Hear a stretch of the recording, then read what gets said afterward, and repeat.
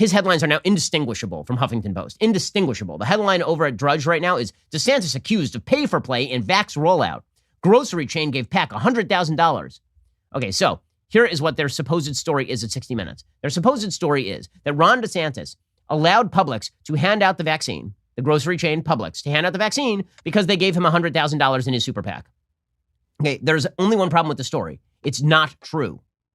It's not true. That's not why he allowed Publix to do it. He didn't. CVS and Walgreens had the vaccine. I know, I was here. CVS and Walgreens had the vaccine first. They were insufficient at pushing out the vaccine. So local officials said, why not give it to Publix? There are 800 Publix around the state of Florida. What if Publix were able to do it? And it sounds like, hey, that's a good idea. Let's do it. Publix gives money to politicians on both sides of the aisle. It's a grocery chain. You think Ron DeSantis was corruptly using Publix to accelerate the rollout? What was he supposed to do? Not accelerate the rollout of the vaccine in the oldest state in America? Okay. I'm sorry that I'm going to be jumping back and forth between political issues in Florida and political issues in Georgia. I didn't organize them properly, and I realized that at the last minute.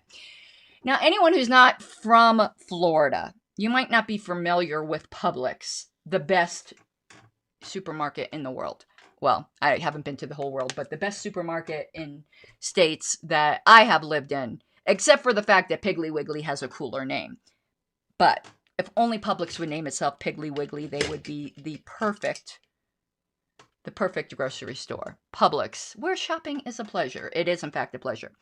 Publix is huge in Florida. Winn-Dixie used to be very huge, but they started going out of business because they were just disgusting. And Publix is dominant in Florida.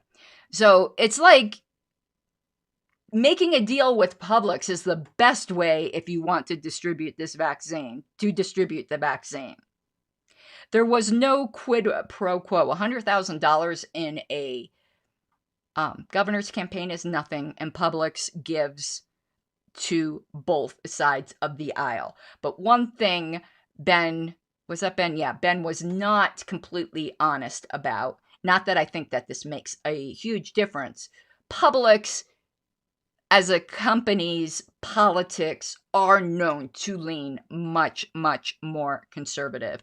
And its image is that kind of trad wholesomeness. Just saying. They're kind of like the Chick-fil-A of grocery stores. Like, the service is just always great, and it's just very squeaky clean. But there's no there here. And I don't know if he's going to bring this up later, but he mentions that the liberal media was going, and there's no Publix in Belle Glade.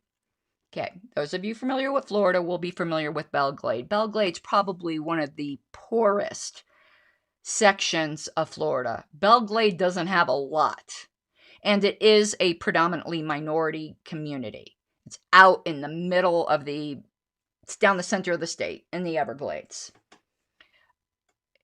But there are Walgreens and CVS and plenty of other places to get the vaccine. So when these liberal outlets are telling you how long it takes to get to the nearest Publix from Belle Glade, who cares? There are other places. It's like, it's ridiculous. Why does there have to be such an agenda? Oh my freaking God. You gotta take what you're given, that's how we live it. Don't be mad at the system, it's simply how we've existed. I hear a lot of people talking like they politicians and choose to be an accountant because it's safe in a business, not because they want to